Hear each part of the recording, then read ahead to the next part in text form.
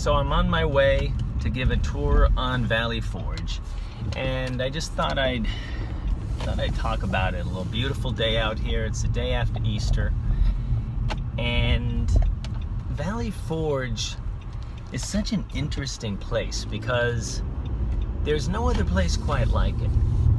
And 5 miles of parkland for a spot where people could say nothing happened. Right? There's no battle. And people of Morristown complain because they say, well, it wasn't even that cold in Valley Forge. Well, what on earth? Why does Valley Forge get to be so famous? It was colder when it was over at Morristown. Well, what's so fascinating about Valley Forge is a place of rebirth. Valley Forge is a place of preparation. Valley Forge is about mindset. And that's such a huge part of any endeavor in life, any challenge. You know, the Rocky movies, people love them so much. It's only the end is the fight. The whole beginning of the movies, 3/4 of it, is about getting prepared to fight. And the Revolutionary War had the difficulty of being such a kind of pro-democratic time that it was hard to create any discipline in an army, especially with New England people, because there was this feeling that we're all equal. You're no better than me, so why should you be telling me to go bring the water just because you're a captain and I'm a private? And George Washington had to deal with a lot of these kinds of issues. And they come into Valley Forge, and it's December the 18th. May not be the coldest winter, but it's pretty cold, especially when you don't have any clothes, especially when you don't have any shoes. And so when he goes there, Washington has lost a couple of battles. His political support has dissipated tremendously.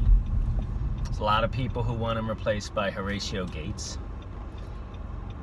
A lot of people think this is an experiment that's going to fail. And the story of Valley Forge is the story of how Washington, von Steuben, and others turned this thing around. And it's about brains, it's about changing your philosophy, it's about getting prepared. It's about preparing for battle. It's about being willing to take instruction. And the Army had a collective change of heart in Valley Forge. They'd seen some of their comrades be killed. They'd lost some battles, and they didn't want to do that anymore.